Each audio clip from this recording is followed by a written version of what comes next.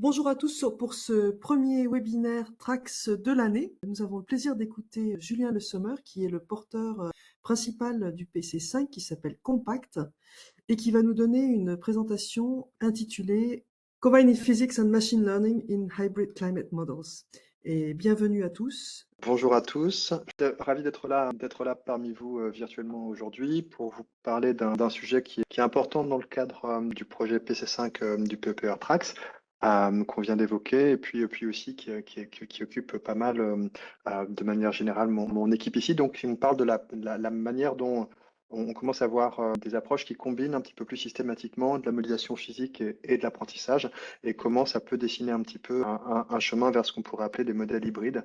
Est-ce que c'est en pratique essayer de rendre ça un petit peu compréhensible, tout au moins moins abstrait que ça peut être ailleurs. Donc pour information, je travaille à l'IGE à Grenoble, où je m'occupe d'une équipe de sonographie numérique. Peut-être le contexte général en deux, trois slides du projet PC5 Compact, pour ceux d'entre vous qui n'auraient pas eu l'occasion d'en prendre connaissance. L'idée générale du PC5 Compact, c'est de se dire qu'on a des défis d'ordre technologique en modélisation climatique aujourd'hui, liés d'une part avec les évolutions dans les architectures des calculateurs, liées aussi, et c'est le point important dans le cadre de Trax, c'est une évolution des usages des informations qui sortent des modèles de climat, et tout ça dans un contexte dans lequel on a vu émerger ces dernières années ce qu'on pourrait appeler les applications du machine learning scientifique dans les différents champs scientifiques, dont la modélisation climatique. Et ça pose pas mal de questions. Et donc, comment est-ce qu'on envisage l'évolution de nos systèmes dans ce cadre-là? C'est l'objet du PC5,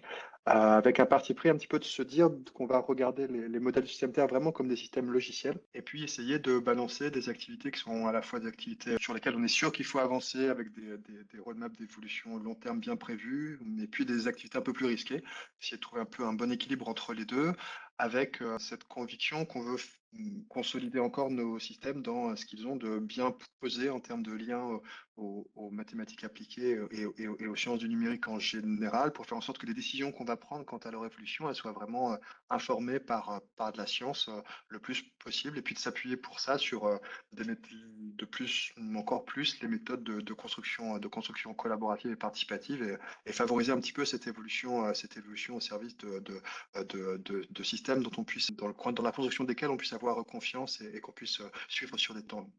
Et comme les autres projets du programme Trax, on a donc une feuille de route pour 8 années. Et celle-là implique notamment de travailler sur 3 axes complémentaires qui vont être des axes liés à l'efficacité de nos systèmes, donc les deux modèles du système Terre français, les composantes, puis l'efficacité notamment des échanges de données au sein de ces systèmes. Retravail sur l'amélioration de la modularité de ces systèmes, tant à l'intérieur des codes individuels que dans la structuration des systèmes dans leur ensemble. Et puis, un volet d'activité autour de faire en sorte qu'ils puissent être, disons, prêts pour toutes les explorations qui mobiliseraient de l'apprentissage en lien avec ces systèmes. Donc, c'est un petit peu les choses dont je vais parler notamment aujourd'hui. Donc, voilà pour l'introduction, et juste pour ceux qui ne l'auraient pas noté et qui seraient intéressés, donc notre réunion annuelle, elle aura lieu la semaine prochaine à Grenoble, juste avant l'Assemblée générale du programme Trax dans son ensemble.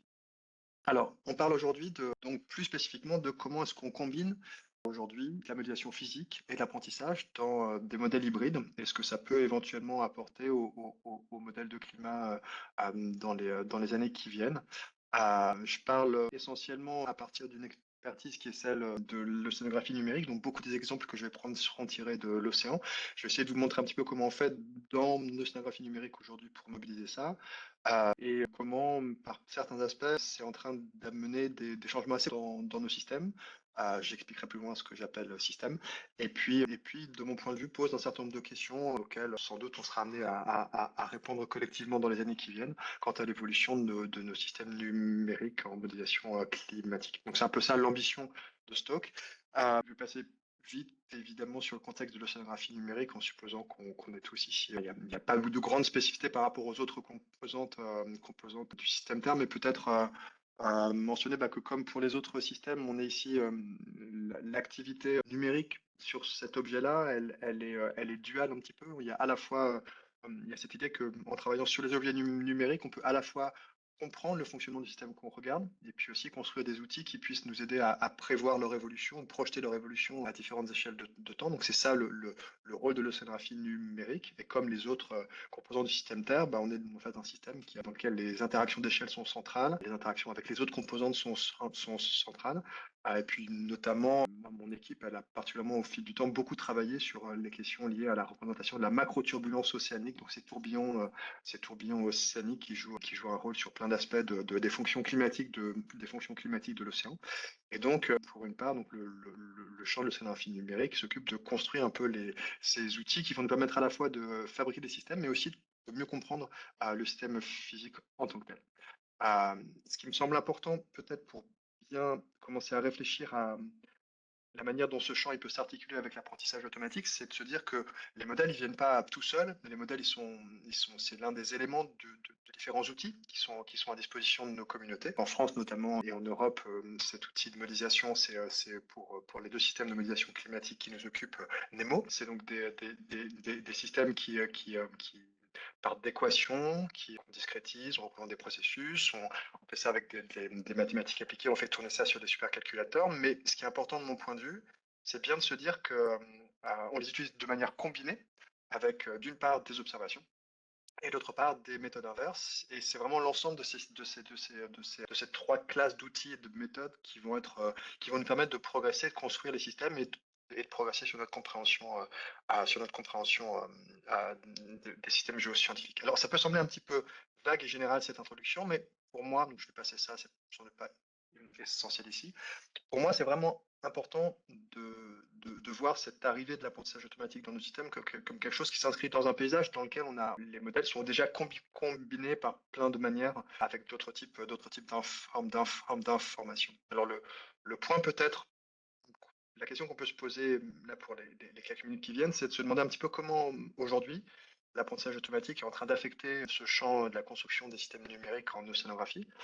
Et pour moi, ce qui est clé, c'est de bien comprendre que ces modèles-là, ils ne sont pas utilisés de manière indépendante ou pas exclusivement de manière indépendante, mais généralement au sein de systèmes. Donc les systèmes dont on parle dans le cadre du programme TRACS, c'est notamment les modèles du système Terre, où là, on va vraiment faire en sorte de combiner des représentations de chacune des composantes du système climatique. Mais c'est aussi, par exemple, des systèmes de prédiction. Et dans le cas de Nemo, peut-être une spécificité, c'est que les modèles qu'on utilise en océanographie sont souvent les mêmes pour à la fois la prévision court terme et puis la modélisation climatique, ce qui peut être un petit peu différent pour d'autres objets. Et là aussi, on a des systèmes. Le code, il est utilisé au sein de ce système, et là, le but, ça va être de le combiner avec des observations pour fabriquer les forecasts. Donc, on est vraiment, l'idée de base pour moi, c'est que les modèles, ils sont rarement utilisés seuls, ils sont souvent utilisés au sein de systèmes. Et, durant longtemps, donc l'utilisation d'apprentissage dans ces espèces de chaînes de traitement que forment les systèmes, où on part un peu d'observation, on transforme, alors c'est très idéalisé tout ça, mais on transforme les données de plein de manières, puis à la fin on obtient une donnée qu'on peut post-processer pour répondre à une question. Et durant longtemps, bah, l'apprentissage, il était utilisé depuis très, très longtemps, depuis la fin des années 90. Dans ces systèmes, il est utilisé, mais en amont et en aval des systèmes. En amont pour des questions de contrôle qualité sur les observations, d'in-painting, de fabrication de produits de haut niveau. Et puis en aval, pour ce durant longtemps, on a appelé le data mining ou la fusion de données, ou pour répondre à des questions spécifiques liées à des usages particuliers, liées à des applications particulières. Ça, c'était à peu près clair qu'on avait le droit de faire ça. Mais par contre, dans le cœur des systèmes numériques, bah, on n'avait pas trop d'apprentissage, et c'est que depuis assez récemment qu'on le voit arriver. Et peut-être pour l'illustrer, deux types de choses qui arrivent. Il y a d'une part, de même que dans l'atmosphère, on a vu arriver ces dernières années donc ces idées de modèles de prévision basés à apprentissage qui sont entraînés à partir de réanalyse. Bah, le même type d'effort a été mené côté océan, et avec un petit peu de retard comme souvent côté océan, quelques années de lag. Mais en tout cas, on a aujourd'hui depuis 2023-2024 des propositions pour des émulateurs globaux capables de faire des prévisions océaniques court terme. Ici, un exemple chinois, et puis qui est basé sur les réanalyses Mercator Gloris. Et puis la réponse récente des équipes de Mercator Océan International avec GLONET, donc le premier émulateur de ce système de réanalyse. Donc de même que dans l'atmosphère, on est à peu près au même point de ce point de vue, à savoir avoir des émulateurs qui sont capables de rivaliser avec les systèmes de prédiction. Mais là, on est du côté des prévisions court terme, donc c'est pas exactement le propos de notre discussion aujourd'hui. On a vu arriver aussi, exactement comme côté atmosphère, cette idée de modèle hybride, peut-être la réalisation un peu iconique qu'on a sans doute pour beaucoup d'entre nous vu passer avec intérêt. Alors, le papier a été accepté et publié dans Nature Geoscience l'été dernier. Donc c'est Neural GCM qui est donc la première, si on veut, réalisation un peu convaincante et un peu à l'échelle de modélisation hybride avec un cœur physique, des paramétrisations apprises pour des simulations sur pluriannuelles jusqu'à la décennie qu'on arrive presque à faire tourner dans le cadre d'exercices d'intercomparaison type AMIP. Donc on est sur des objets qui commencent à rivaliser un petit peu. Alors on est loin du compte évidemment en termes de complexité et de capacité à être intégré au sein de systèmes. On n'est pas en face d'un modèle aussi élaboré que les composants des modèles atmosphériques actuels, mais par contre on a un objet qui questionne, et c'est de ça un petit peu dont je vais essayer de parler aujourd'hui, faire comprendre un peu les enjeux qu'il y a derrière ces objets-là et puis les questions auxquelles ils peuvent éventuellement nous aider à répondre. Ça, c'était pour les éléments d'introduction.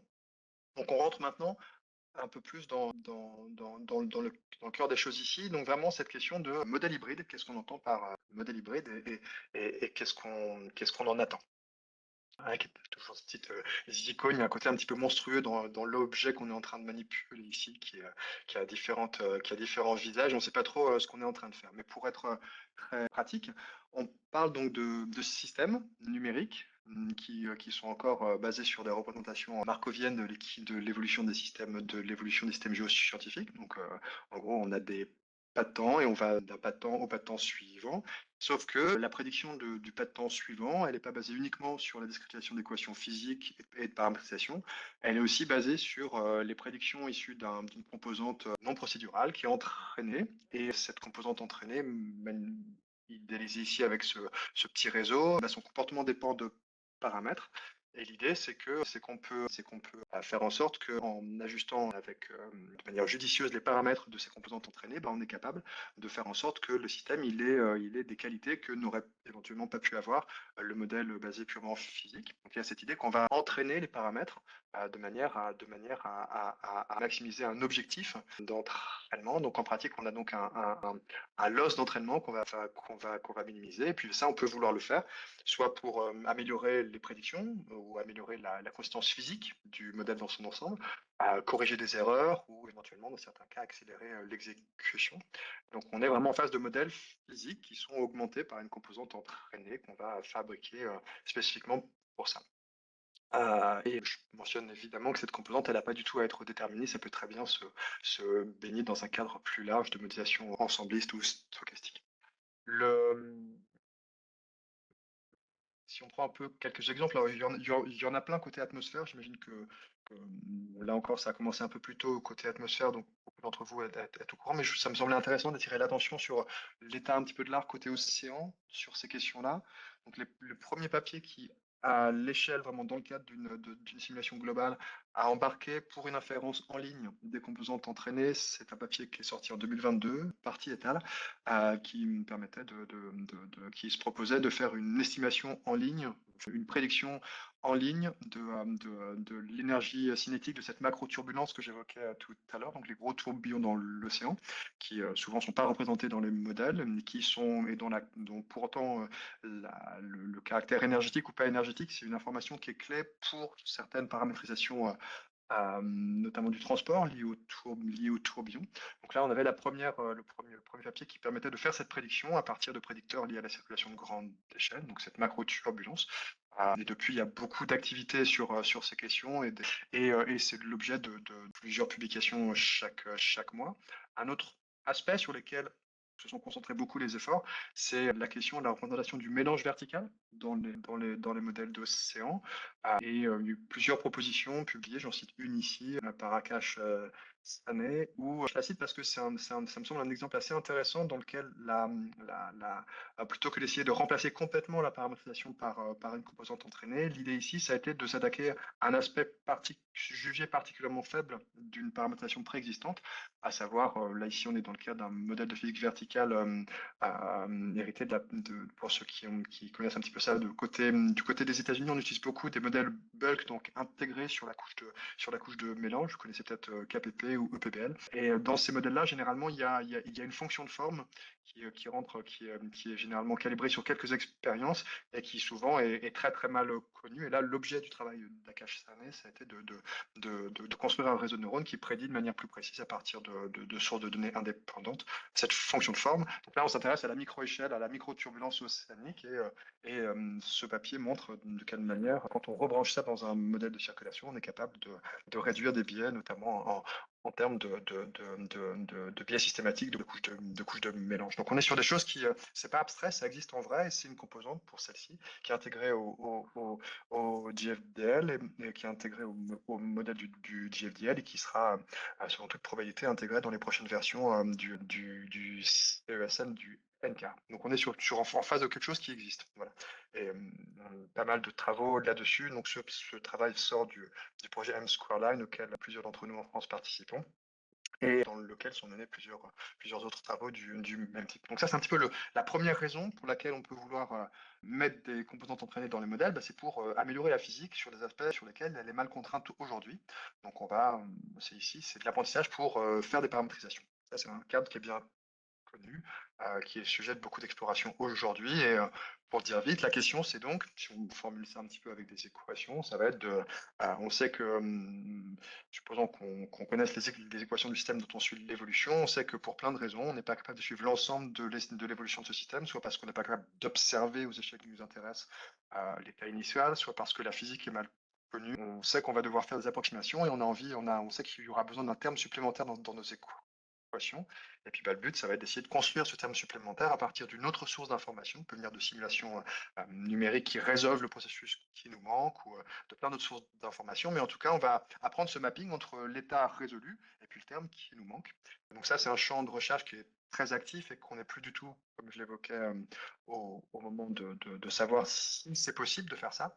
La question aujourd'hui est plus de comment est-ce qu'on s'assure que c'est performant, notamment en matière de calcul, mais aussi en matière de capacité de prédiction. Est-ce que les simulations sont stables dans ce contexte-là? Est-ce que les modèles qu'on construit, ils vont bien se généraliser dans des situations en dehors des situations qui ont été vues à l'entraînement? Est-ce qu'on peut faire en sorte qu'elles soient interprétables? Donc les questions sont aujourd'hui assez avancées et dans mon équipe, on a eu l'occasion de travailler sur plusieurs aspects dans ce cadre et notamment, c'est sur quoi on reviendra un petit peu plus loin dans la présentation, ce qu'on appelle les approches d'apprentissage en ligne, donc Online Training Strategies. Je vous préciserai un petit peu de quoi il est question. Donc là, ce champ-là, il est assez bien défriché. On en a on a identifié clairement qu'il y a un potentiel là-dessus qui justifie cette idée de modèle hybride.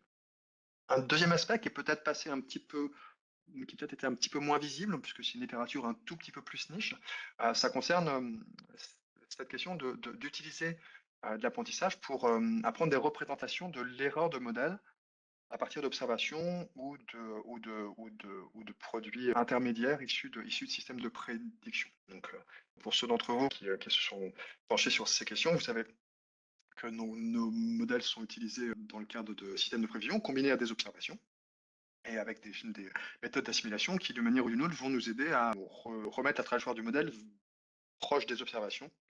Alors, il y a plein de cas, il y a toute une littérature évidemment autour de ça, plein de méthodes, je ne rentrerai pas là-dedans aujourd'hui, mais en tout cas, il y a cette idée on a des incréments d'assimilation, donc des modifications sur l'état du système qu'on va pouvoir faire au fil du temps pour le ramener proche des observations. Et il y a cette idée on se doute depuis longtemps que ces informations sur les incréments contiennent une information super importante sur les erreurs des modèles. Si on regarde à gauche, on voit ici, si on est très idéalisé, on peut dire que si systématiquement le système d'assimilation il essaie de tirer le modèle dans le même sens, ça nous indique que l'erreur du modèle, sans doute, elle est systématique et qu'il y a une information donc dans les incréments d'assimilation, il y a une information sur les erreurs du modèle. Donc ça, cette idée que les biais d'un système d'assimilation contiennent de l'information que les incréments d'un système d'assimilation contiennent de l'information sur les biais, on le sait depuis longtemps. Par contre, réussir à en apprendre une représentation de l'erreur du modèle sous la forme d'une fonction qui dépend de l'état du modèle à l'instant T. Ça, c'est quelque chose c'est une ambition, quelque chose qui a été mis sur la table depuis très très longtemps, mais par contre, qui n'a pas vraiment fonctionné jusqu'à l'arrivée de l'apprentissage, qui nous permet aujourd'hui, c'est ce que je vais illustrer, de construire des modèles de biais qui sont état dépendants, qui représentent l'erreur des modèles de manière assez efficace. Donc c'est en particulier, on a pu faire ça avec des approches offline. Je cite deux articles récents sur ce sujet-là, côté atmosphère et côté océan. Et ce qui est intéressant dans ces deux exemples ici, c'est des exemples dont on montre dans des simulations longues qu'ils améliorent non seulement la capacité de prédiction court terme des systèmes, mais aussi l'état climatologique simulé dans le cas de simulations pluriannuelles. Donc on est en face d'objets, on a la manière de construire des corrections des modèles qui semblent être actionnables sur des temps longs. C'est une littérature qui a pas mal cru ces 2-3 dernières années. Quelques exemples ici si ça vous intéresse. Donc on peut se dire que c'est quelque chose finalement qui ne nous intéresse pas dans un contexte de modélisation climatique, parce que nous, ce qu'on veut, c'est pouvoir faire des simulations dans des contextes dans lesquels on n'a pas d'observation, on est dans des états qui sont éventuellement loin de l'état actuel, et que ce qui va nous permettre d'avoir confiance dans ce qui sort du modèle, c'est le fait qu'on ait compris la physique qu'on est en train de mettre à l'intérieur. Il semble à peu près probable toutefois que l'idée qu'il existe une capacité à apprendre des corrections des modèles à partir d'observations puisse être combinée avec cette idée de construire des paramétrisations du modèle. Et si on veut, pour le dire vite et de manière abstraite, et les cadres théoriques n'existent pas encore forcément pour cela, il y a cette idée que la correction, elle peut sans doute être décomposée en différents bouts, et que ces bouts, si on se débrouille bien, ils peuvent chacun correspondre à une partie de la physique mal représentée dans un modèle. Donc il y a cette idée que la combinaison des approches de paramétrisation et d'apprentissage de représentation des erreurs modèles, c'est quelque chose qui va nous permettre de progressivement apprendre un petit peu la physique, quelle est la physique qui manque dans nos modèles, et ça, combiné avec des méthodes de quantification d'incertitude et de calibration de paramètres, on peut concevoir l'espoir, ou tout au moins se dire que c'est un champ de recherche qui peut nous permettre de mieux comprendre ce qui fait les qualités et les défauts de modèles physiques et de les améliorer, qu'on ait pour objectif sur long terme ou non de fabriquer des modèles hybrides. Donc on a un petit peu une classe d'outils ici qui émerge et que beaucoup de groupes commencent à manipuler. Donc ça, c'est pour vous expliquer un petit peu l'enjeu général de ce qu'on appelle les modèles hybrides, autour d'une part de cette question de la fabrication de paramétrisation, puis d'autre part de cette question de la représentation d'erreurs modèles, la possible combinaison qu'on a entre les deux. Tout ça, c'est sur un plan assez théorique. Et ce qui me semblait important, c'était aussi d'essayer de redescendre encore d'un cran ici, essayer de mettre le doigt sur des choses encore plus concrètes, ce qu'on pourrait appeler la question de la plomberie qui permet le déploiement d'approches de modélisation hybride, vraiment un petit peu très, très concrètement dans les systèmes tels qu'ils existent aujourd'hui, et qu'est-ce que ça implique en termes technologiques. Et ça me semble, de mon point de vue, l'un des aspects peut-être les plus questionnants, et c'est ce sur quoi j'aimerais attirer votre attention. Donc, pour peut-être bien comprendre les choses, là ici, on est en train de parler de systèmes numériques qui vont combiner des objets ou des choses qui nativement vivent dans des mondes très très différents. Donc on a d'une part les modèles actuels. Typiquement, on parle de code en Fortran, en C, des chaînes de production basées sur des scripts shell. On est sur des objets qui sont basés sur des langages stables, des systèmes robustes dont on exploite relativement peu les capacités d'abstraction. On va plutôt faire des choses à de bas niveau compréhensibles et modifiables et maintenables dans le long terme par des équipes de recherche. Puis de l'autre côté, tout ce qui est lié à l'apprentissage, on est plutôt dans un monde qui est différent en termes technologiques, un monde dans lequel la durée de vie des librairies logicielles est relativement courte. On est dans des systèmes dans lesquels on a besoin de représenter les tâches de manière très très abstracte, et donc on n'est pas du tout sur les mêmes typologies d'objets. Et si on rajoute à ça le fait que c'est pas des objets qui ont pour vocation nativement à être tournés dans les mêmes environnements, dans un cas on va plutôt cibler des supercalculateurs, dans l'autre on va plutôt être sur des machines GPU ou pour des déploiements sur le cloud. Donc on n'est pas du tout dans les mêmes mondes, et se pose de manière assez pratique la question de comment est-ce qu'on fait pour faire parler ces deux types de mondes, et très pragmatiquement fabriquer une application numérique qui combine des étapes issues des systèmes tels qu'ils existent aujourd'hui et des étapes qui sont donc prédites par des composantes entraînées qui vivent typiquement en Python ou dans des langages très très différents. Donc pour faire ça, donc l'un des objets enfin du projet PC5, c'est de construire un peu les outils nous permettant de faire ça dans le cas des modèles de systèmes internationaux. Et pour ça, on s'appuie beaucoup, en tout cas c'est l'approche qu'on a pour l'instant, sur la librairie Oasis, qui a le bon goût aujourd'hui de permettre les échanges de données tridimensionnelles et de venir avec et aussi d'avoir une interface Python aujourd'hui. Donc ce qu'a construit au cours des dernières années Alexis Barge, qui va dans très peu de temps être employé dans le cas du programme Trax dans notre équipe, c'est un ensemble d'outils permettant de simplifier le déploiement de composantes entraînées dans des modèles Fortran, donc dans notre cas ici avec des démonstrations autour de Nemo, mais c'est pas exclusif du tout. Et peut-être pour donner une toute petite, un tout petits éléments là-dessus, l'idée est vraiment l'avantage de s'appuyer sur les librairies Oasis pour faire ça, c'est qu'on est dans une situation où vraiment la capacité d'allouer des poules de processeurs totalement différents pour les composantes basées physiques et les composantes basées apprentissage. Et Oasis nous permet de faire assez facilement tous les échanges de données, l'orchestration. On a juste eu à s'occuper de faire en sorte qu'on ait bien la capacité de faire coexister, de faire s'échanger de l'information sur le côté inférence en Python avec des bandes de recouvrement et ce genre de choses. Donc on est en face d'un outil qui nous permet en pratique aujourd'hui de rajouter une composante entraînée à un système existant à virtuellement un overhead en termes de temps calcul qui est nul pour peu qu'on ait alloué les ressources supplémentaires au calcul de la composante entraînée. Typiquement, on fait tourner aujourd'hui des simulations globales au quart de degré avec Nemo, avec des composantes entraînées non triviales, sans qu'on ait changé que de plus de quelques pourcents le coût du système. Donc c'est vraiment une solution qui fonctionne. Alors il y en a d'autres, on va les explorer un petit peu dans le cadre du PC5, mais juste pour vous pointer un petit peu ça. Donc ça, ceux que ça intéresse pourront éventuellement suivre la semaine prochaine. Il y a un tutoriel que donnera Alexis dans le cadre, je crois que ça doit être l'après-midi du premier jour de de l'Assemblée générale du programme la semaine prochaine. Donc si on prend un peu de champ, on peut se dire que bon, le détail c'est peut-être pas exactement de cette solution-là qui sera déployée sur le long terme. Il y aura des évolutions, il y aura de la maintenance, il faudra le rendre compatible avec les systèmes sur les temps longs. Mais en termes technologiques, si on veut, le problème, il est plié. Donc, à savoir, ce qui était il y a un an ou deux encore une vraie difficulté, savoir comment est-ce qu'on fait pour déployer des composantes entraînées dans des systèmes. Aujourd'hui, c'est une question qui est adressée par beaucoup d'outils, dont celui-ci. Et donc, le problème, il est finalement plus, c'en est plus vraiment un. Par contre, je pense qu'il y a un vrai problème qui lui est plus important et sur lequel j'aimerais attirer votre attention. Et c'est pour moi la question du bénéfice éventuel qu'on peut attendre de ce qu'on appelle les approches en ligne que j'ai rapidement évoquées en début de simulation.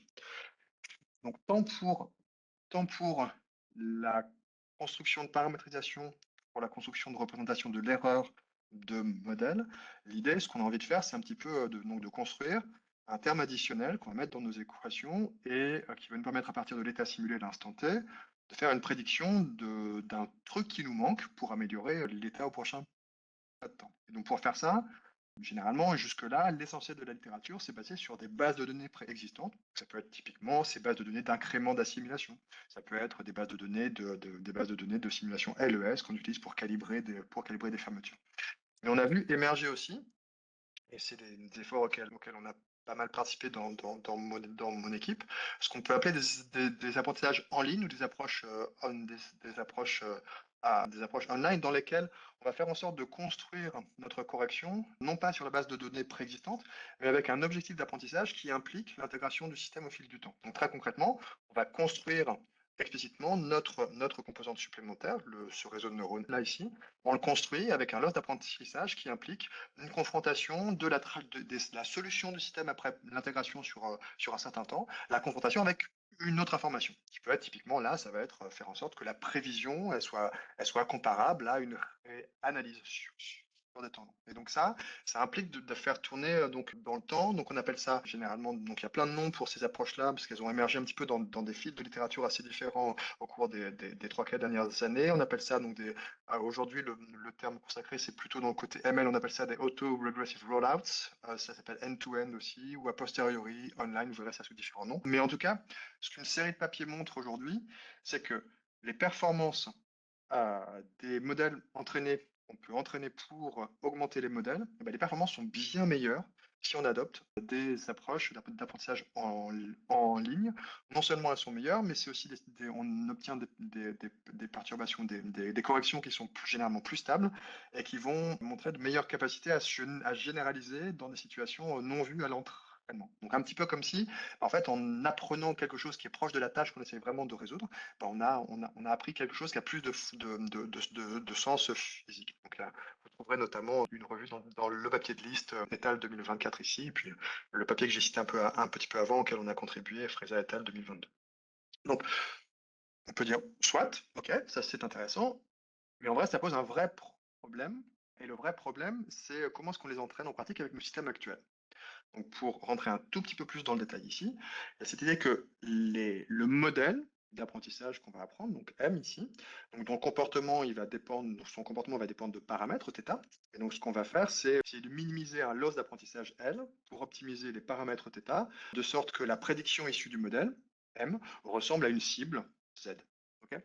Donc là, ici, il y a cette idée que pour la minimisation, généralement, on va utiliser, c'est pas obligatoire, mais souvent on utilise des approches basées sur un calcul explicite du gradient de ce loss d'apprentissage. Et le gradient de ce loss d'apprentissage, dans notre cas, dans les cas en ligne, en fait, il va impliquer qu'on puisse calculer le gradient de notre modèle par rapport aux paramètres du réseau de neurones. Et c'est assez non trivial parce que notre modèle, en fait, il va être intégré sur plein de pas de temps. Donc, on a un gradient à construire qui peut avoir un graphe associé à un graphe de calcul qui est assez compliqué. Et ça peut devenir assez compliqué quand on ne dispose pas de capacité d'autodifférenciation. Et ça, l'autodifférenciation, ça vient nativement dans des langages assez abstraits, comme Jax ou Julia ici, mais pas forcément. Alors, il y a des approches, on peut s'en tirer, par exemple en Fortran avec ça, mais ça suppose d'adopter des paradigmes d'utilisation du Fortran qui ne sont pas exactement ceux qu'on a suivis dans le développement de nos codes, parce que ce problème n'existait simplement pas. Donc, on est dans une situation où comment dire, notre capacité à tirer vraiment parti de l'apprentissage pour améliorer nos modèles est limitée par la réalité pratique de ce que sont nos modèles aujourd'hui. On aimerait pouvoir différencier au travers de ces modèles, et en pratique, on ne sait pas trop comment le faire. Je voulais juste attirer votre attention sur le fait que cette préoccupation, on n'est pas le seul champ de recherche dans lequel ça émerge dans plein d'endroits, et c'est en réponse un peu à cette préoccupation, il y a le paradigme émergent de ce qu'on appelle la programmation différenciable. La programmation différenciable, vous en verrez une revue ici, Sapienza 2024, c'est un cadre qui permet très proprement de de fabriquer des programmes qui combinent des composantes procédurales et des composantes entraînées, et avec la possibilité de faire en sorte que l'entièreté d'un programme soit optimisée a posteriori avec des approches basées gradient, de sorte qu'on est capable d'entraîner ou d'optimiser des petits paramètres dans un système de manière end-to-end. Et ça, c'est des choses dont on pourrait avoir besoin dans nos modèles de climat et qu'on n'est pas capable aujourd'hui de faire. Donc c'est l'un des enjeux, un petit peu l'une des questions pour les années qui viennent, c'est savoir si on a vraiment besoin ou non de ce type d'approche et comment est-ce qu'on fait pour s'en tirer avec nos systèmes tels qu'ils existent aujourd'hui. Alors peut-être, ça peut vous sembler abstrait, mais en fait c'est très concret. Si on regarde par exemple Neural GCM, qui est sorti l'année dernière, je voulais évoquer une composante physique qui s'appelle Dinosaur, qui est juste une résolution sur des harmoniques sphériques de la dynamique. Et tout ce qui est physique de l'atmosphère, par contre, est entraîné. Et ce qui est important, c'est que, en fait, Neural GCM, il est écrit en JAX. Et pour l'entraînement de la composante entraînée, on a utilisé justement ces approches auto-régressives. Et c'est ce que permet ce système et que ne permettrait pas d'autres approches. Et c'est ça un petit peu qui a permis d'avoir les très bonnes performances de Neural GCM, qui pour l'instant est la meilleure réponse au cadre d'intercomparaison ou Weatherbench, vient probablement du fait qu'on a réussi à l'entraîner avec une approche en ligne. Voilà. Donc, une fois posé un petit peu ces questions, donc Donc, à savoir, sur la table, le fait qu'on a un intérêt peut-être à utiliser de l'apprentissage pour repenser la formulation de nos modèles, mais poser la question du fait que si on veut vraiment tirer parti de l'apprentissage, bah, en fait, on a peut-être besoin de faire évoluer plus structurellement en fait, que ce qu'on imagine nos modèles tels qu'ils existent. Je vais essayer de vous dessiner un petit peu quelques pistes ou pointer un petit peu là où en sont certaines équipes sur ces questions. Donc, comme, comme beaucoup d'autres champs, en modélisation climatique, on a aussi nos on a aussi nos papiers Nature, nos papiers Science, et très régulièrement, pour plein de raisons propres à la dynamique et à l'économie de nos champs, il y a des articles qui nous expliquent à quel point il y a une révolution qui arrive dans notre champ et qui pour le coup, viendra d'une nouvelle génération d'outils qui vont révolutionner un petit peu tout ce qui se passe. Donc régulièrement, on a ce genre de papiers qui sortent depuis probablement que la modélisation climatique existe. Au cours des dernières années, il y a eu plusieurs papiers qui ont pointé un petit peu cette nécessité ce potentiel qu'ouvrait un petit peu l'apprentissage et les approches neurales pour mieux tirer parti des observations au service de la construction de modèles du climat. Et peut-être que certains d'entre nous ont pu juger ces présentations un petit peu excessives et un petit peu abstraites ou tout au moins surtout utiles pour favoriser l'émergence euh, d'appels à projets nous permettant de continuer à faire de la science. En fait, je pense que c'est quelque chose de plus concret. C'est un petit peu ce que j'aimerais vous montrer ici. Donc, on a pointé ensemble le fait qu'on avait cette difficulté aujourd'hui de faire poser ensemble des langages différents. En fait, on a vu émerger aussi au cours des 3 dernières années des essais de plus en plus convaincants de composantes de modèles qui sont directement écrites dans des langages abstraits qui permettent de tirer parti de paradigmes un petit peu différents que ceux qu'on utilise nous traditionnellement dans nos champs. Donc typiquement, on a pu voir, on a évoqué la composante atmosphérique de NORAD GCM. C'est un code JAX qui est disponible, accessible à tous, qui est utilisable et dont beaucoup d'équipes de recherche commencent à s'emparer.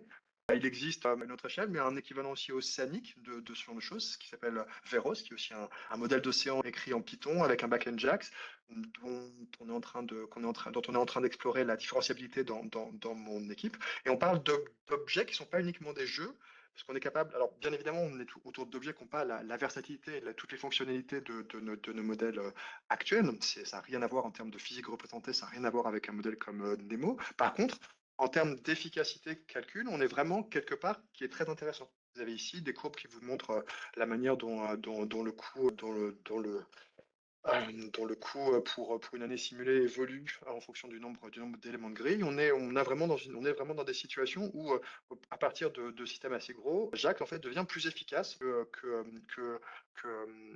l'équivalent Fortran. Donc c'est pas uniquement des jouets. Donc, on l'a en JAX, on l'a aussi en Julia avec côté océan l'arrivée de Shenanigans qui lui aussi montre des performances très intéressantes par rapport aux autres systèmes existants. Là, on parle plutôt de quelque chose qui est de l'ordre d'un ordre de grandeur plus énergique. Donc là, ici, c'est le nombre d'années simulées par mégawattheure qui est représenté ici. Et juste pour vous montrer, on pourra revenir dans les questions éventuellement si vous voulez. On est vraiment dans une situation où cette nouvelle génération de modèles, en termes vraiment de performance, elle pourrait ouvrir un chemin. La chose qui ça existe côté océan, et puis il y a des équivalents côté atmosphère ici aussi, avec Speedy ou Water. Le point que je voulais faire, c'est que ces nouveaux outils, qui sont pour l'instant très exploratoires et qui ne sont pas du tout au niveau de maturité de systèmes de production comme ceux qu'on a dans notre communauté, en fait, ils ont un très bon goût, c'est que en fait, ils sont au même niveau d'abstraction et dans le même langage que les composantes entraînées. Donc ça veut dire que c'est un très bon jouet pour commencer à explorer ce qu'on peut faire de différent de ce qu'on peut faire aujourd'hui avec nos modèles nos modèles dans leur réalité matérielle et sans doute essayer de vraiment tirer parti de ces approches combinant modélisation basée données et puis modélisation basée physique. On est en face de quelque chose qui est, je pense, un espace d'exploration qui, pour l'instant, est de l'ordre de la science, mais qui peut-être pourra assez vite avoir des implications sur l'évolution de nos systèmes. Et il me semble important, et c'est l'objet du PC5, de faire en sorte de préparer nos systèmes à d'éventuelles évolutions structurelles importantes qui pourront arriver à l'horizon de la décennie qui vient. Juste un point, je voulais juste vous montrer juste un film pour dinosaures, voilà, pour vous montrer juste le type de simulation et de solutions qui sortent de Neural GCM qu'on a évoqué tout à l'heure. On est vraiment en face de quelque chose qui vraiment tire parti de l'apprentissage pour améliorer vraiment la physique qui est représentée. On pourra revenir là-dessus. Et le point que je voulais juste pointer, voilà, donc c'était juste ça, attirer votre attention sur le fait que lors de l'Assemblée générale du programme Trax, on aura donc la semaine prochaine la chance d'avoir une keynote de la part de Pierre Gentine qui, sans doute, j'imagine, vous parlera de la vision un petit peu portée et décrite dans ce papier sorti l'année dernière autour de le bénéfice qu'on peut imaginer tirer parti des approches de l'apprentissage et des approches de programmation différenciable dans les modèles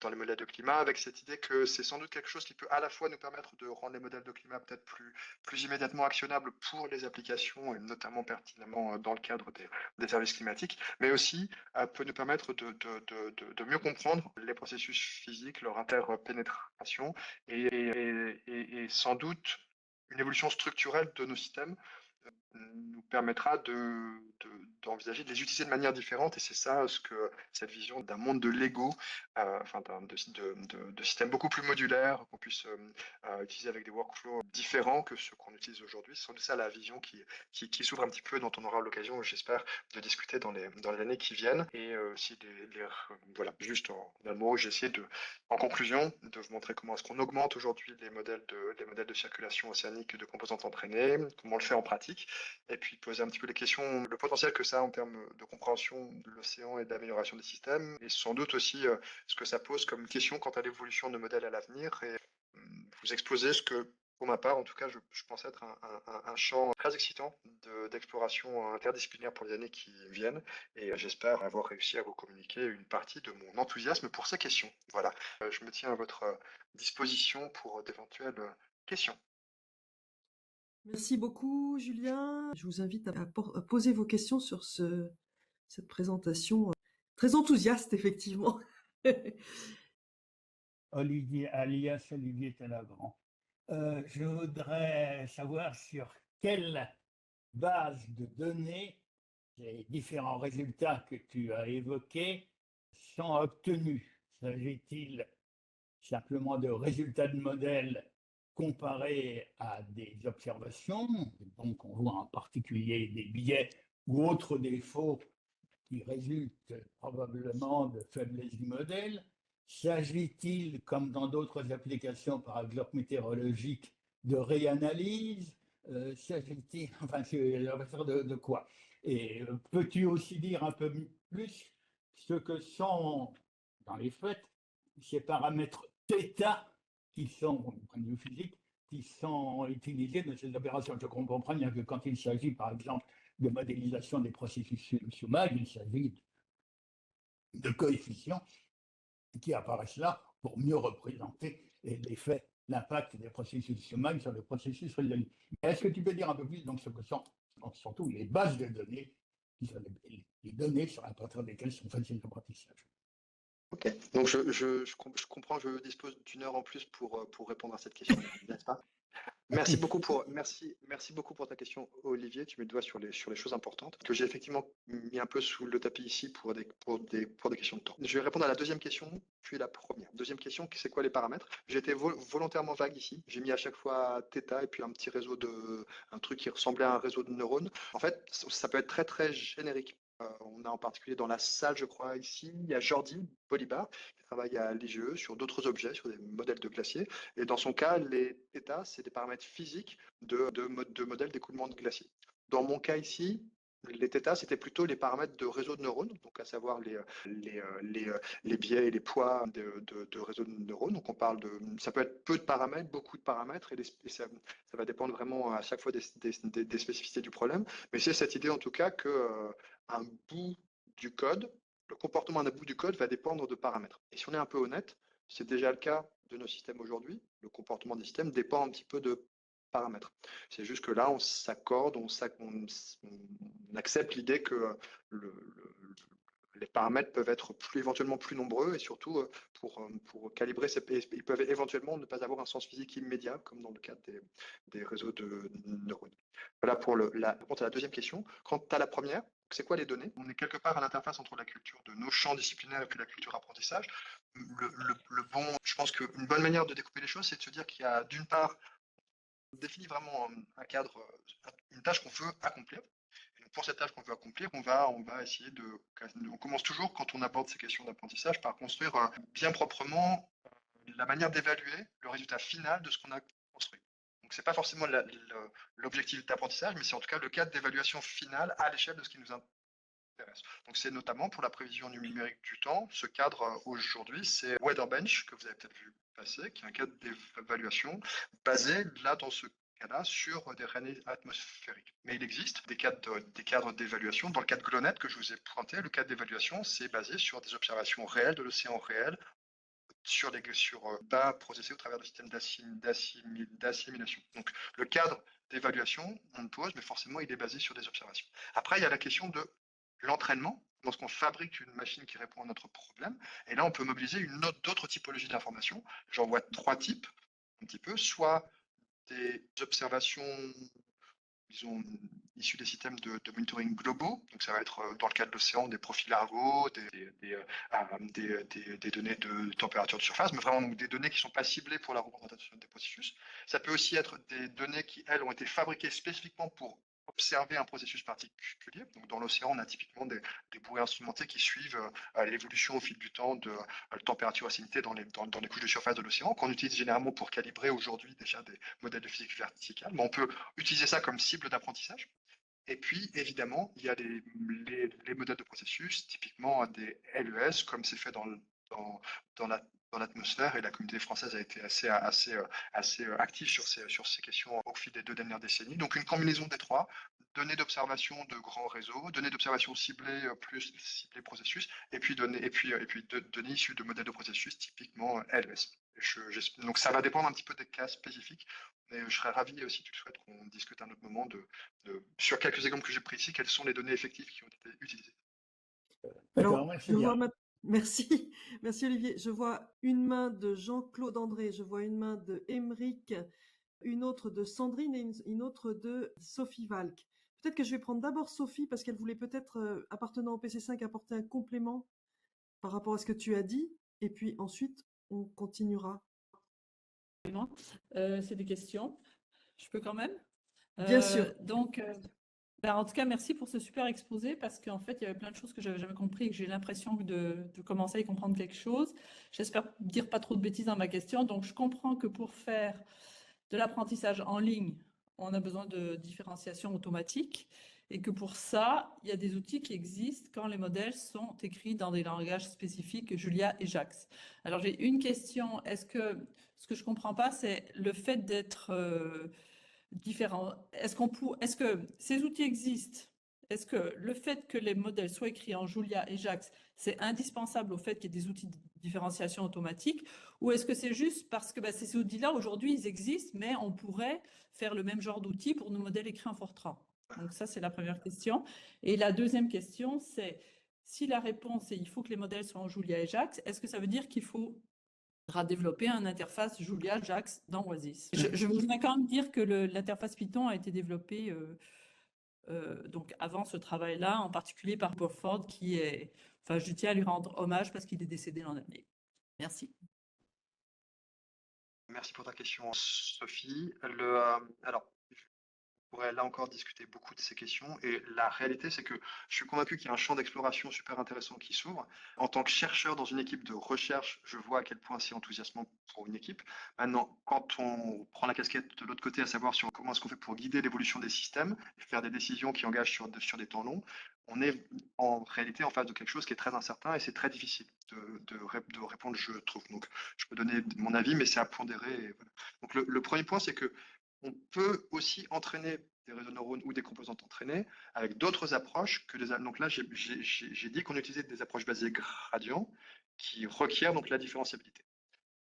Il y a des moyens de contourner ça, parfois, dans certains cadres. On peut utiliser des approches d'ensemble, on peut utiliser parfois des émulateurs conditionnels sur les paramètres. C'est d'ailleurs l'une des choses qu'on va explorer un petit peu dans le cadre du PC5. Il y a aussi des approximations, des gradients qui peuvent être mobilisés. Donc, peut-être qu'on pourra se passer de différenciabilité.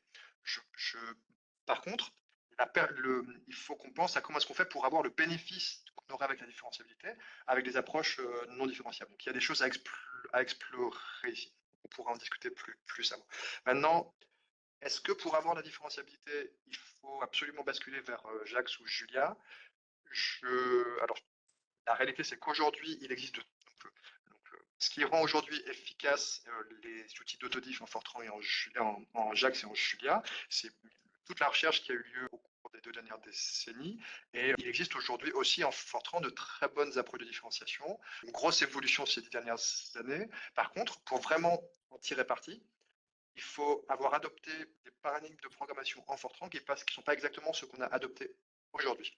Et donc, en fait, en vrai, ça nous demanderait quand même de reformuler un petit peu nos outils. Et surtout, ce qu'on voudrait vraiment, c'est avoir la différenciabilité à l'échelle du système entier. Donc, pas composante par composante, mais à l'échelle du système entier. Et donc, il faudrait être capable de propager les gradients au travers d'Oasis, et pas uniquement de coupler. Donc, ça pose plein de questions d'ordre techno ici, qui seraient en fait des non-questions si on avait basculé vers des langages à haute abstraction. Maintenant, à l'évidence, savoir vers quel langage il faut basculer, avec quelle temporalité, quels moyens, ça, c'est extrêmement difficile d'y répondre, évidemment. Merci. Merci. Alors, je pense qu'on va donner la parole à Jean-Claude André qui a l'air prêt à répondre, à poser sa question, et puis ensuite Émeric. Bon, merci, c'était très intéressant.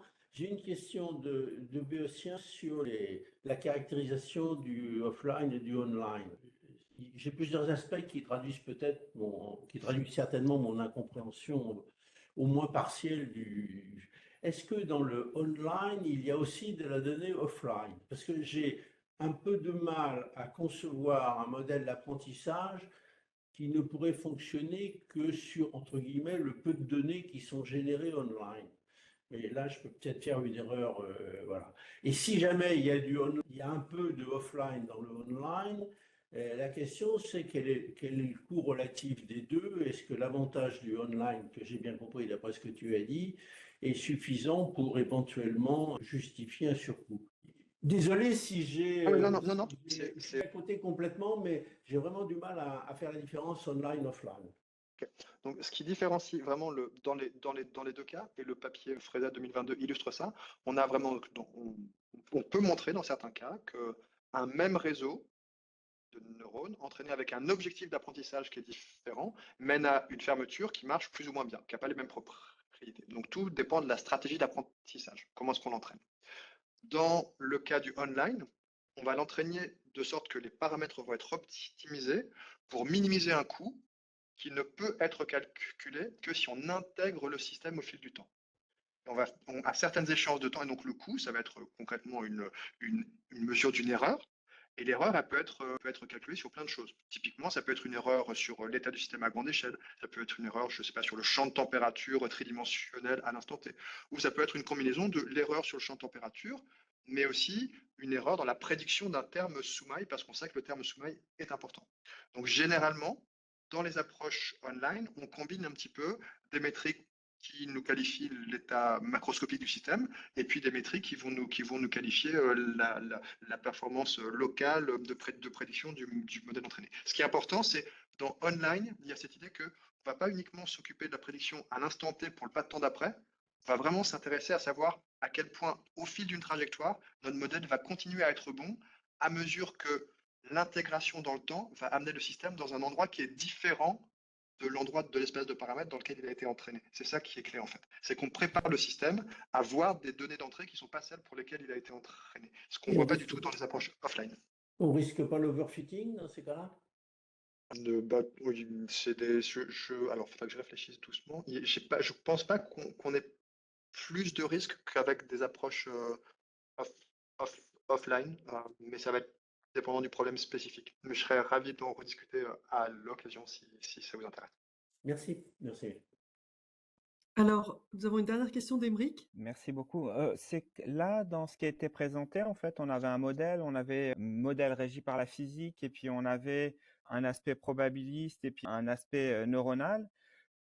Alors je me trompe peut-être, mais quand il y avait des observations avec les modèles dans le cadre de l'assimilation de données, il y avait une dynamique et un modèle, et il y avait aussi en fait des opérateurs d'observation. Dans le cadre de l'apprentissage, en fait, potentiellement, il y a cet aspect toujours d'opérateur d'observation, et en particulier pour tout ce qui est les différences entre les échelles des observations du modèle et tout ça. Est-ce que dans le cadre des travaux qui sont présentés, il y a un travail là-dessus sur les opérateurs d'observation et comment apprendre avec des réseaux de neurones la physique de l'observation, mais aussi tout ce qu'on n'arrive pas à modéliser avec des choses classiques, quoi. Ok. Je vous mets tes doigts sur une question qui est super intéressante aussi. Alors, la réalité, c'est qu'aujourd'hui, c'est toujours difficile d'être formel sur ce côté-là. La littérature va très vite, j'ai peut-être raté des choses. Mais à ma connaissance, tant côté atmosphère que côté océan, il n'existe pas encore de modèle ou même de correction de modèle apprise directement à partir d'observations.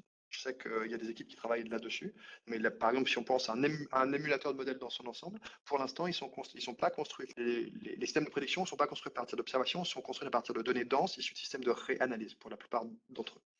Et donc, cette question-là ne se pose pas encore, mais évidemment, elle va se poser. Et c'est là que ça devient intéressant, c'est que toute la connaissance sur la nature des observations, à quel point, que toutes les questions d'erreur de représentativité entre un modèle et puis une observation, c'est évidemment des choses qu'il va falloir qu'on remobilise dans le cas où on va essayer d'apprendre directement à partir des observations. Alors, il me semble j'ai pas vu le papier encore, mais il me semble qu'il y a un émulateur atmosphérique qui est construit à partir d'observations. Si quelqu'un a la référence, je serais ravi de l'avoir. Et je pense que cette question d'erreur de représentativité, ils doivent le traiter. Voilà. Et je vois que mes camarades, notamment côté atmosphère, corrigent mon inculture. Voilà. Très bien, merci beaucoup. Merci beaucoup, Julien, pour le séminaire qui éclaircit beaucoup ce qui se passe dans le PC5 ou ce qui se passera dans le PC5 et aux personnes qui ont posé des questions, qui montrent l'enthousiasme autour de ce sujet. Je vais donner quelques petites nouvelles. Alors, ce webinaire Trax, il était un petit peu spécial parce qu'en fait, c'est un événement labellisé dans le cadre du sommet pour l'action sur l'IA, dont vous entendrez certainement parler dans les mois à venir. L'Assemblée générale de Trax la semaine prochaine, ainsi que la réunion annuelle du projet Ciblé 5 fait aussi partie de ces événements qui sont labellisés dans le cadre du sommet pour l'action sur l'IA. Et dans les événements à venir, un petit peu plus tard, mais quand même très vite, nous avons les ateliers de modélisation de l'atmosphère qui s'intéresseront à la modélisation à l'échelle kilométrique. Et puis nous annonçons dans le cadre du PC4, donc sur les événements extrêmes, un atelier sur les corrections de biais dans les études climatiques qui sera en mai prochain. Voilà, merci à tous et bon appétit. Merci, au revoir. À la semaine prochaine pour beaucoup d'entre vous. Merci. Merci, au revoir. Au Merci, au revoir. revoir.